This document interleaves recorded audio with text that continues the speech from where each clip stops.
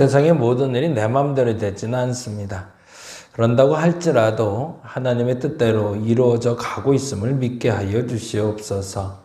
그 믿음이 생길 때 오늘을 살아낼 힘이 됩니다. 세상의 모든 것들이 내 마음대로 되지는 않지만, 그러나 내 마음대로 되지 않는다고 하나님의 뜻도 어그러진 것이 아니라 하나님의 뜻을 이루는 과정 속에 있음을 믿고 오늘도 나가게 하여 주옵시며, 하나님, 흔들릴 만한 믿음이 생겼을 때 그 믿음이 요동치지 않도록 더 굳건한 믿음의 현상과 또한 기억과 그리고 믿음을 다시금 허락하여 주시사 그 믿음이 흔들리지 않아 하나님 앞에서 내일을 살아갈 힘이 되게 하여 주시옵소서. 오늘도 다시 한번 구해봅니다. 내게 믿음을 허락하여 주시옵소서.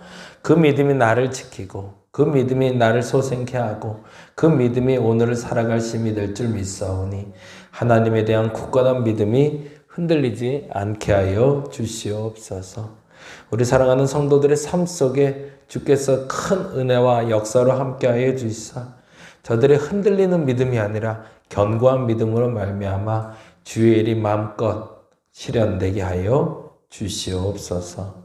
감사합니다. 고마우신 예수님 이름으로 기도드렸습니다.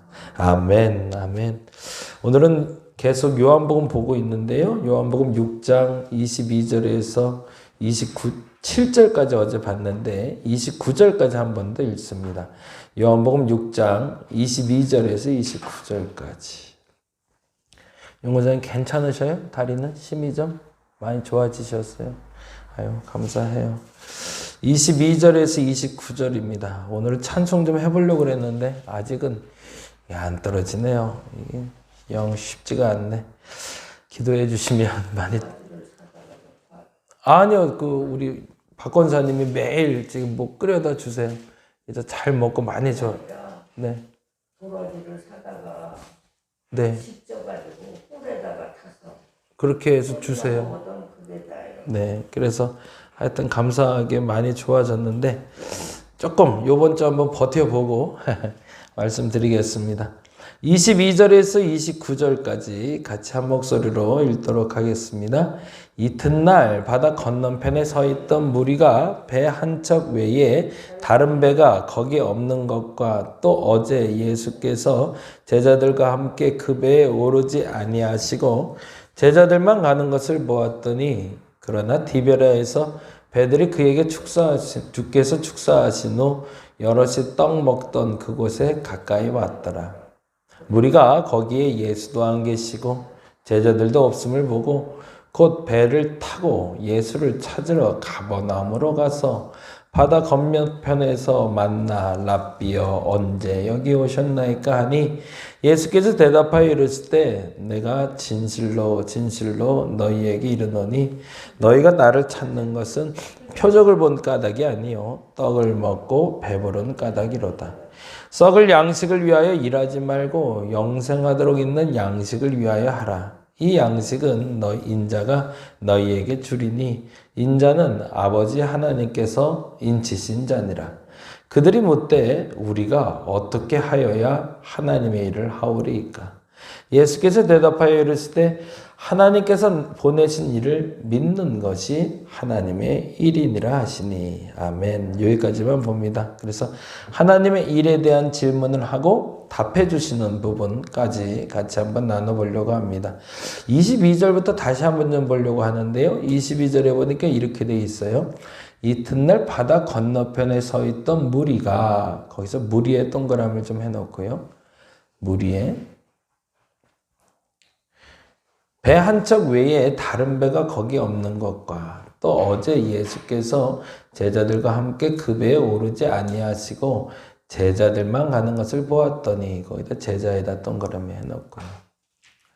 왜 예수께서 제자들과 무리를 구별하셨을까요? 그 기준이 뭐였을까? 이 제자들과 무리의 기준을 이렇게 얘기하고 계시네요.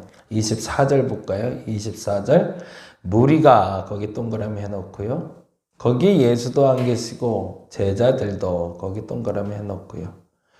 무리가 거기에 예수도 안 계시고 제자들도 없음을 보고 곧 배를 타고 예수를 찾으러 가버나움으로 가서라고 되어 있어요. 무리들이 보기에도 그렇고 예수가 보기에도 무리와 제자는 좀 다른 게 있었던 거죠. 이 무리들은 무엇을 지금 쫓아가고 있는 거죠? 예수님의 행적을 쫓아가고 있어요.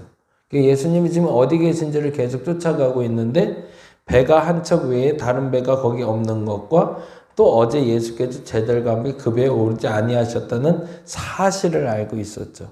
그리고 끊임없이 뭐를 찾아가고 있냐면 예수님의 뒷자리를 쫓아가고 있죠. 그래서 심지어 24절에 보니 이렇게 되어 있어요. 무리가 거기에 예수가 안 계시고 본인들이 알고 있는 지식 내로 예수를 쫓아갔는데 거기에 예수님이 안 계시고 심지어 제자들도 없음을 보고 배를 타고 다시 예수를 찾으러 어디로 왔다는 거예요? 원점으로 왔다는 거죠. 처음부터 다시 시작해보자. 그토록 갈급하게 예수를 찾는 이유가 뭔가가 중요한 거죠. 그게 무리와 제자들의 차이점이었습니다. 무리들은 끊임없이 죄송합니다. 지금 겪었던 그 이적, 지금 채워졌던 그 필요를 채우기 위해선 예수가 필요했던 거죠. 이게 중요하죠. 지금 내 필요를 채우기 위해서 예수가 필요한 것인지 예수님이 정말 좋아서 쫓아가고 있는지의 차이점이라는 거죠. 제자들은 예수가 좋아서 쫓아다니고 있죠. 예수가 진리라는 걸 알아서 암묵적이지만 이제 나중에 밝혀지겠지만 예수를 쫓는 이유는 예수가 무엇을 주었기 때문이라 예수 자체가 예수 자신이 좋았기 때문에 쫓아다니는 거죠. 물론 나중에 실질적으로 제자들에게도 뭔가 문제가 있으면 밝혀지긴 합니다. 그런데 본질적으로 제자들과 무리의 큰 차이점은 무리들은 자신들의 필요를 채우려고 예수를 필요로 했다라는 거죠. 무리들이 계속 쫓아오는데도 예수가 도망가셨던 이유가 있죠. 그들에게 그 믿음이 풍성해졌을 땐 그 믿음이 그들에게 죄가 될 수 있음을 알았기 때문입니다. 그래서 예수님은 자신을 필요의 도구로 사용하려는 무리들을 피해서 도망가고 계시는 거죠. 신앙생활을 하다가 사람들이 다 잘 됐으면 좋겠어요. 저도 마찬가지로 우리 교회에서 기도하시는 분들의 기도가 다 응답됐으면 좋겠어요.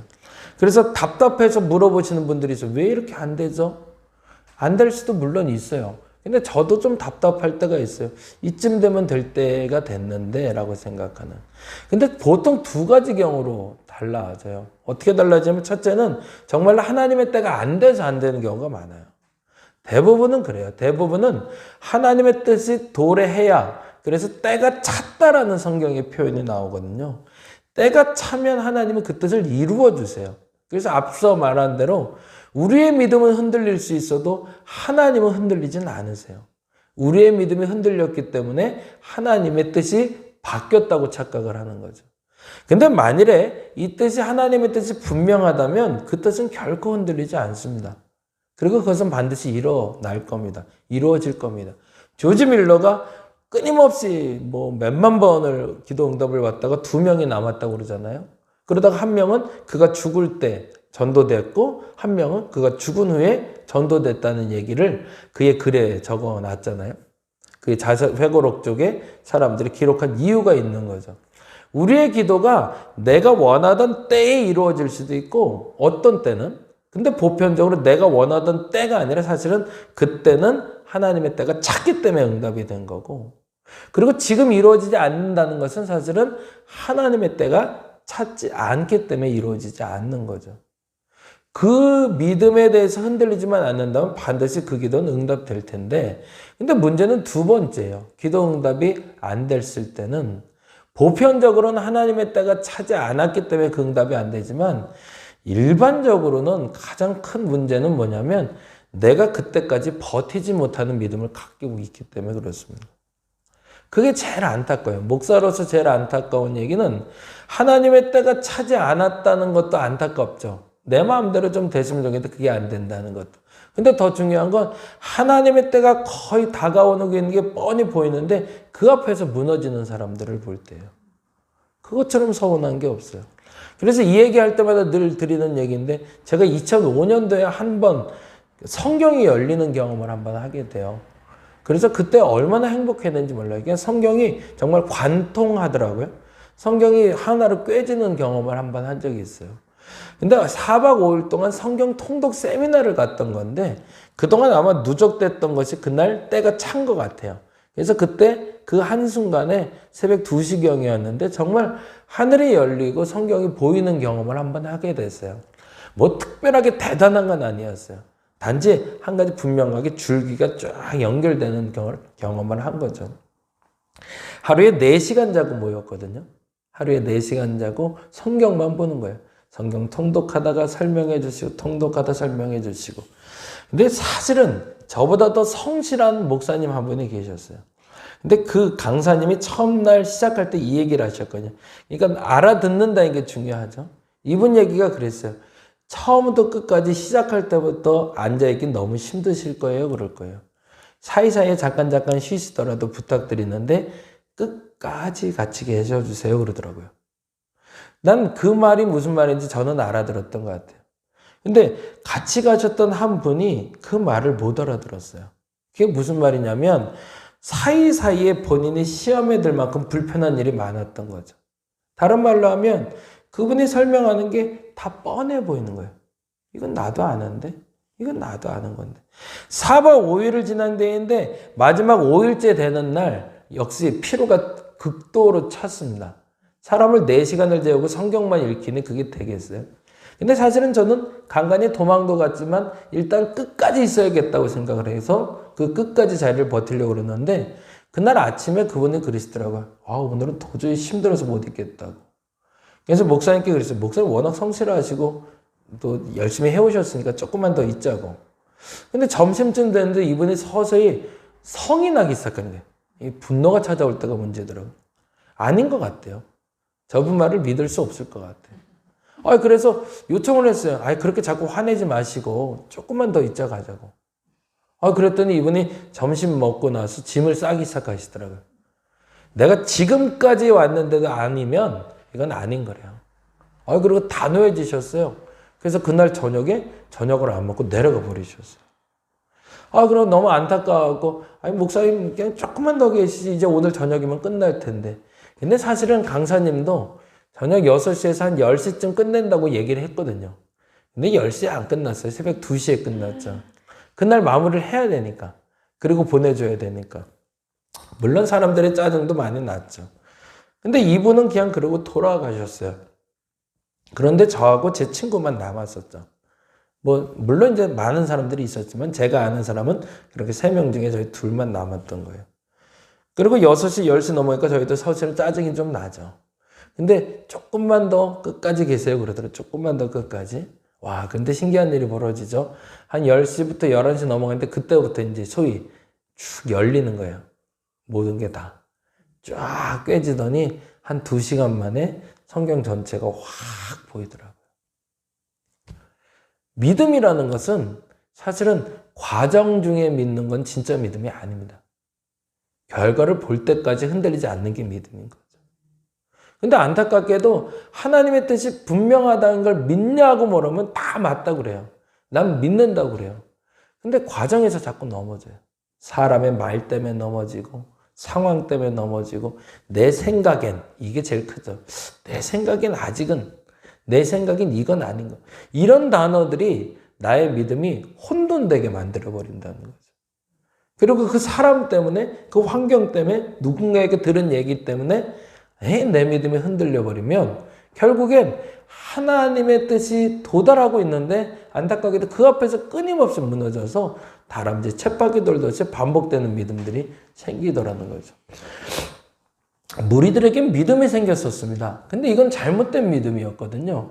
자신의 필요를 채우기 위해서 예수를 필요로 하는 믿음은 생기니만 못한 믿음이기 때문에 이 믿음을 성장시킬 필요가 없는 거죠. 그래서 그들은 버리고, 무서운 얘기죠. 그들의 믿음을 버리고 제자들의 믿음을 품고 예수님은 떠나셨던 거거든요. 그런데 이렇게 얘기합니다. 오늘 본문으로 가보죠. 28절, 29절인데 28절 같이 한번 읽어봅니다.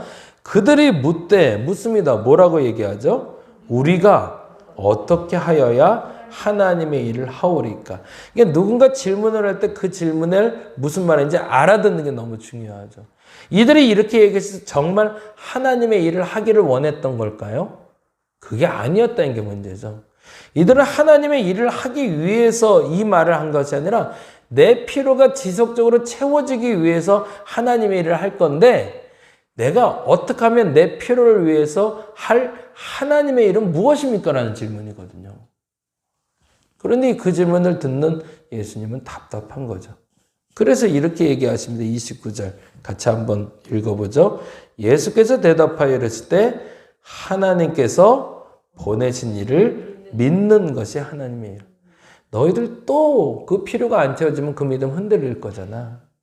그게 어떻게 믿음이냐. 정말로 먼저 가져야 될 건 그 일이 이루어지고 무엇을 하고가 중요한 것이 아니라 지금 현재 너희들이 갖는 바른 믿음이 흔들리지 않는 거다. 이 믿음은 잘못된 믿음이니 그 믿음은 버리고 나 예수를 진짜 믿는다면, 그 말은 뭐죠? 지금 오병이어가 일어날 수도 있고 일어나지 않을 수도 있고 내 병이 나을 수도 있고 낫지 않을 수도 있고 내 마음에 편한 교회일 수도 있고 불편한 교회일 수도 있고, 그럼에도 불구하고 내 믿음이 흔들리지 않는다라고 말하는 사람을 통해서 역사하실 것이지, 이래서 흔들리고 저래서 흔들리고 이래서 내 필요가 안 채워지니 아예 하나님 없는 것 같아 라고 떠나는 그 믿음에 하나님이 요동치며 역사하시지 않는다라는 얘기입니다. 오늘 이렇게 다시 한번 기도했으면 좋겠습니다.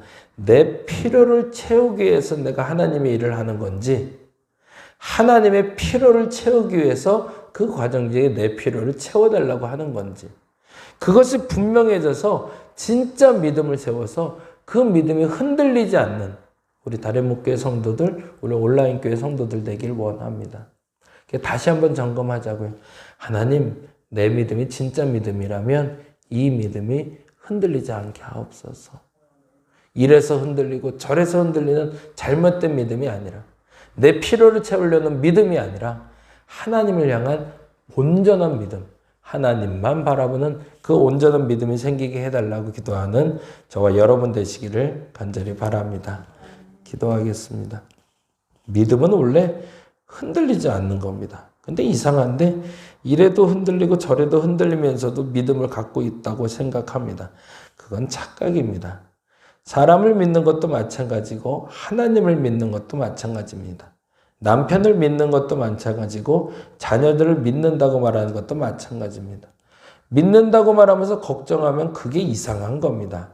믿음은 걱정과는 전혀 상관없는 단어이기 때문입니다. 내게 분명한 믿음을 주셔서 지금 염려하고 걱정하는 일에서 멀어지게 하여 주시옵소서. 감사합니다. 고마우신 예수님 이름으로 기도드렸습니다. 다 같이 기도하고 돌아가겠습니다.